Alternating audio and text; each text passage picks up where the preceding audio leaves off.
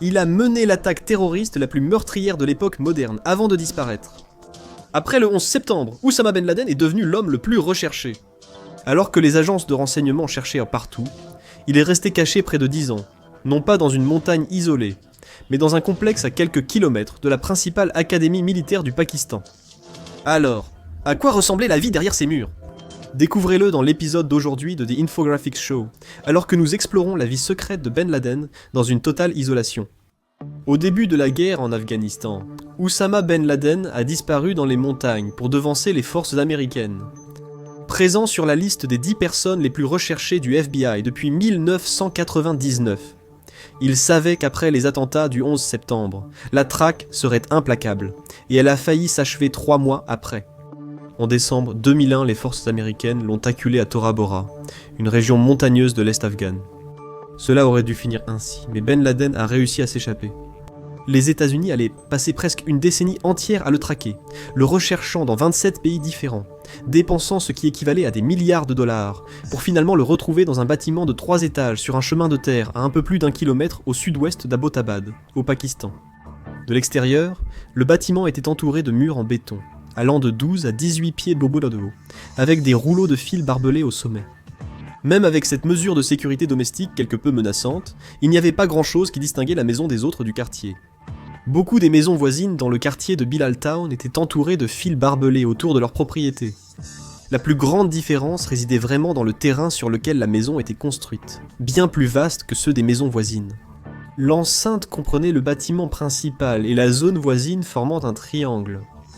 Plusieurs petits bâtiments, 2 portails de sécurité, un espace extérieur pour brûler les déchets, tout l'équipement d'un appartement moderne de célibataire. Grâce aux hauts murs, il était assez difficile de voir ce qui se passait à l'intérieur ou de savoir quel terroriste tristement célèbre y vivait. Peu de fenêtres étaient visibles, la plupart étant cachées ou rendues opaques, surtout au nord. Le balcon du 3e étage était entièrement muré par un mur de plus de 2 mètres. Les habitants locaux allèrent finir par appeler la maison la Haveli du Waziristan, en référence à la région montagneuse du Waziristan au Pakistan, et Haveli, signifiant manoir, soit parce que c'était simplement une grande maison, soit peut-être parce que Oussama Ben Laden lui-même avait déjà passé du temps dans cette région du Pakistan. Le terrain lui-même appartenait aussi à un transporteur originaire du Waziristan, Abu Ahmed Al-Kawaiti. Al-Kawaiti a acheté le terrain vacant, en 2004, puis les 4 terrains voisins, en 2005, pour un total de 48 000 dollars américains. Abu Ahmed Al-Kawaiti joue un rôle bien plus important dans cette histoire que celui de simple propriétaire du terrain sur lequel se trouvait le complexe, et Ben Laden n'a pas non plus passé tout son temps en cavale à cet endroit unique. Nous reviendrons sur ces 2 détails bientôt. Tout d'abord, poursuivons la visite. Le bâtiment principal du complexe était la maison que Ben Laden a appelée chez lui après sa construction en 2005 jusqu'à sa mort en 2011. À l'origine, la structure comptait 2 étages, avec un rez-de-chaussée comprenant 4 chambres, 3 salles de bain, une cuisine et un débarras. À l'étage, il y avait aussi 4 salles de bain et 4 chambres. Le tout dernier étage de la maison a en fait été construit comme une extension après que les 2 étages initialement prévus aient été terminés, et cet étage supplémentaire a été ajouté illégalement. En octobre 2005, un puissant séisme a frappé le nord-est du Pakistan, touchant particulièrement Abbottabad. Sous prétexte de réparer la maison, une structure non autorisée a été ajoutée au sommet de la maison, devenant la chambre principale où Ben Laden lui-même vivait. Commettre l'un des actes terroristes les plus meurtriers de l'histoire rend les lois d'urbanisme secondaires.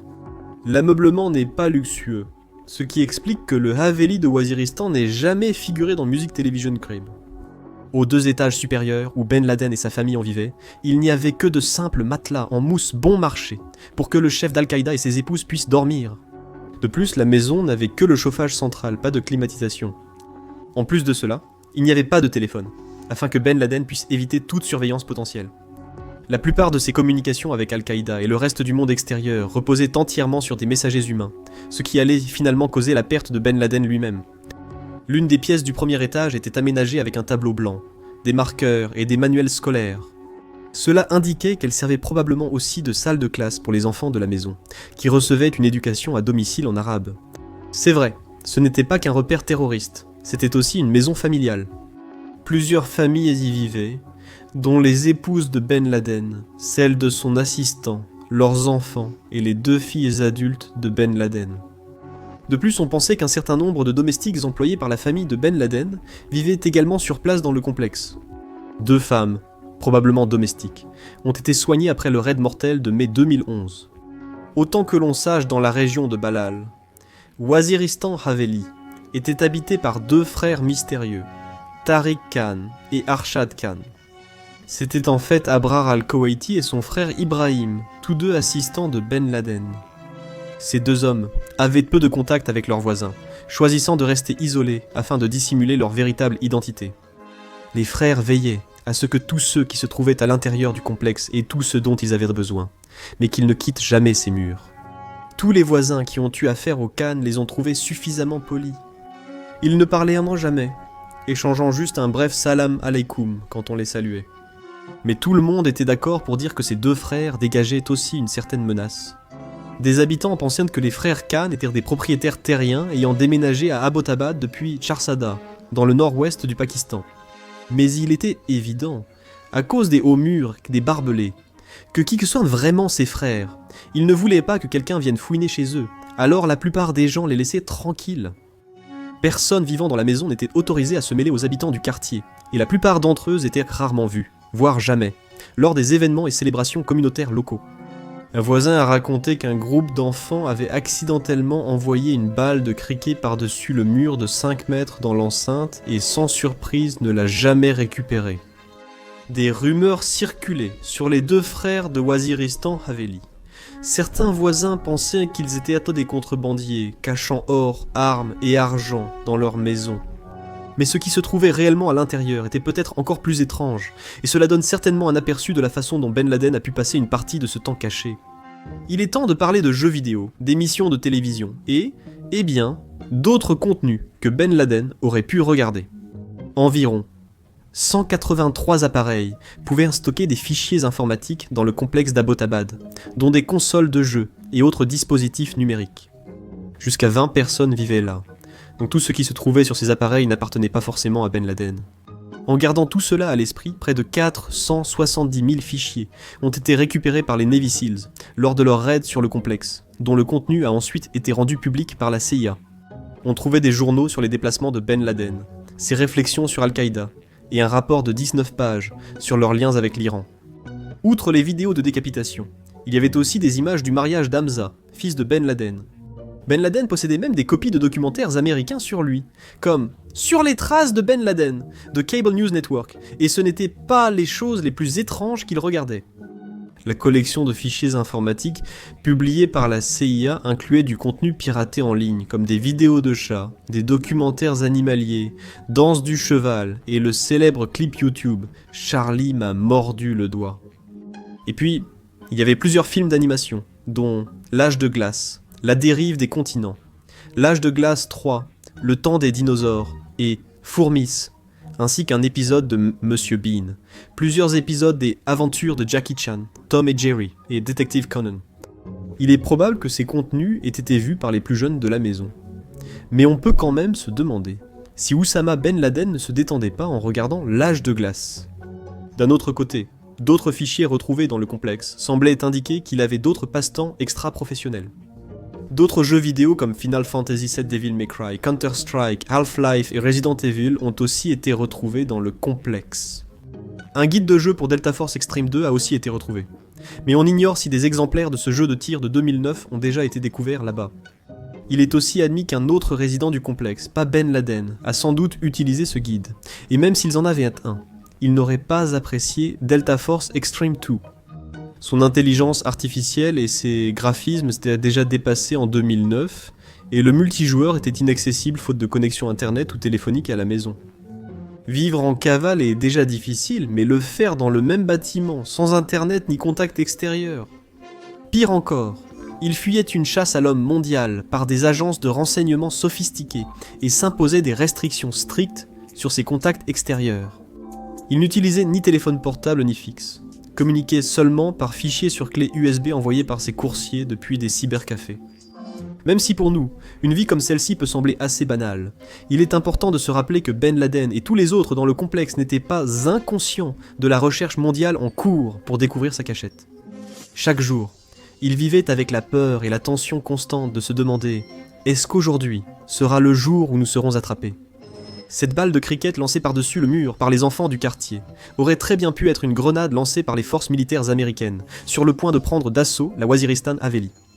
La vie était très réglementée pour tous dans l'enceinte, la plupart n'ayant pas le droit de sortir. Cela concernait surtout les épouses de Ben Laden et des frères Khan. Seuls Tariq et Arshad Khan pouvaient se déplacer régulièrement pour faire les courses et servir de courrier de confiance à Ben Laden. Les voisins disaient avoir vu les deux hommes acheter dans les commerces locaux assez de nourriture pour une douzaine de personnes. Selon des témoins oculaires, les Khan ne prenaient que les meilleures marques qu'ils pouvaient trouver, allant de savons et shampoings de haute qualité au lait de marque Nestlé, et même des sodas comme Pepsi et Coca-Cola.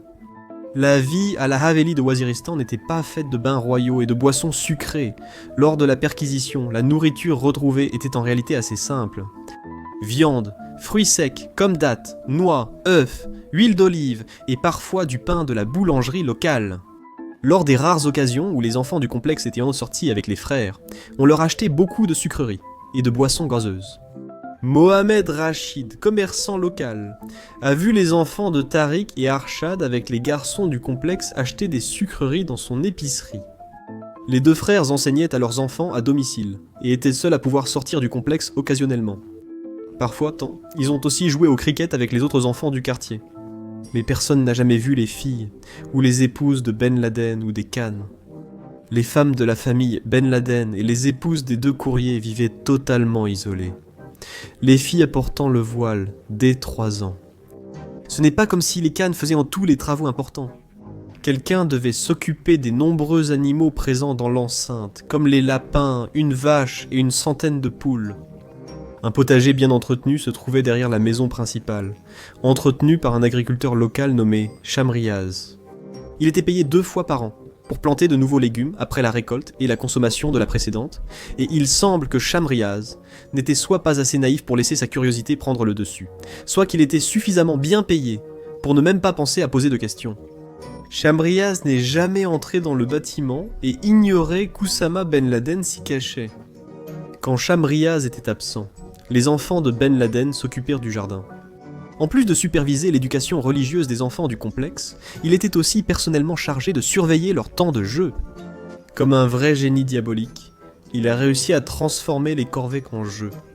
Il encourageait les enfants à cultiver les légumes dans le jardin du complexe et offrait des récompenses à ceux qui s'occupaient le mieux des plantes. Près du terrain se trouvait un pâturage où paissaient vaches et buffles, surveillés par Khalid, fils de Ben Laden.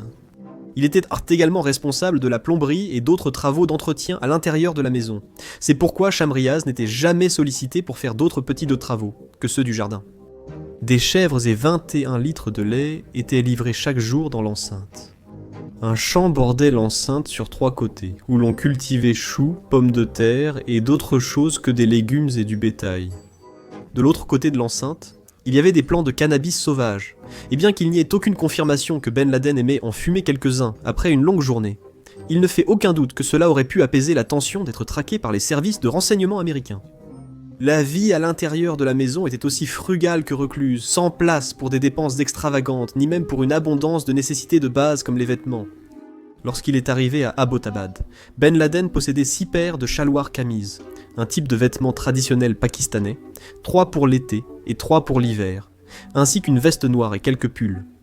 Il possédait également un chapeau de cow-boy, qu'il portait chaque fois qu'il se déplaçait à l'extérieur dans l'enceinte. Il pensait que cela l'aiderait à cacher son identité face à d'éventuels drones ou satellites américains, observant l'enceinte depuis le ciel. La paranoïa n'était pas le seul mal dont souffrait Ben Laden dans l'enceinte. Entre son arrivée à Abbottabad en 2005 et 2011, Ben Laden a ressenti de la fatigue et de la lenteur, qu'il a d'abord tenté de combattre en mangeant des pommes ou du chocolat pour retrouver de l'énergie. Avec le temps cependant, il a commencé à développer des complications de santé, notamment des problèmes touchant ses reins et son cœur. Pourtant, il n'a jamais reçu de soins. Aucun médecin n'a visité le complexe et Ben Laden n'est jamais sorti. Il ne pouvait pas prendre le risque d'être soigné par quelqu'un qui pourrait le reconnaître et révéler le secret de sa localisation. Les témoignages des épouses de Ben Laden nous donnent une assez bonne idée de ce à quoi ressemblait la vie quotidienne à l'intérieur du complexe. Qu'en est-il de la maison à Abbottabad ? Comment sait-on qu'elle avait un 3e étage illégal ? Eh bien, les plans d'origine montrent que la propriété appartenait à l'un des deux frères, celui qui portait le nom d'Arshad Khan, ou comme nous le connaissons, Abu Ahmed al-Kuwaiti, le même homme qui avait initialement acheté le terrain où le complexe a été construit. Il n'était pas seulement le propriétaire, et l'un des autres messagers, qui livrèrent des messages à destination et en provenance du complexe pour Ben Laden. Al-Kuwaiti est aussi la personne qui a conduit les États-Unis jusqu'à l'endroit où Oussama Ben Laden se cachait. Les responsables du renseignement américain auraient apparemment identifié Abu Ahmed al-Kuwaiti dès 2002 et savaient parfaitement qu'il possédait le complexe où se trouvait Ben Laden. Il ne restait plus qu'à le retrouver. Cependant, comme Ben Laden avait exigé qu'il n'y ait ni ligne téléphonique, ni câbles internet, ni téléphone portable nulle part dans sa cachette, il était très difficile de remonter la piste d'Al-Kuwaiti. C'est alors que des renseignements recueillis auprès de détenus d'Al-Qaïda à Guantanamo ont révélé qu'Abu Ahmed al-Kuwaiti utilisait également le pseudonyme d'Arshad Khan. En découvrant que ce nom était lié à la résidence d'Abbottabad, les agents paramilitaires de la CIA ont suivi la trace d'Al-Kuwaiti jusqu'à cet endroit en août 2010, ce qui a amené les États-Unis à penser que c'était peut-être là que Ben Laden se cachait. Il s'est avéré que c'était vrai. Pendant près de 10 ans, alors que la communauté du renseignement, surtout les États-Unis, le traquait dans le monde entier, Oussama Ben Laden vivait caché à Abbottabad, isolé, sous tension constante et dans la peur d'être découvert, jusqu'à être finalement trahi malgré lui par un de ses propres assistants chargé de sa sécurité. Qui sait ? Ben Laden ne pensait sûrement pas que l'équipe Sea, Air and Land 6 entrerait chez lui ce jour de mai 2011. Mais au moins, cela a changé de sa routine habituelle. Ce n'est pas comme s'il avait vécu assez longtemps pour l'apprécier. Vous avez vu comment il vivait, et maintenant, voyez comment tout cela s'est terminé. Ne ratez pas notre prochain épisode sur la capture d'Oussama Ben Laden par l'équipe Sea, Air and Land minute par minute, ou cliquez sur cette vidéo.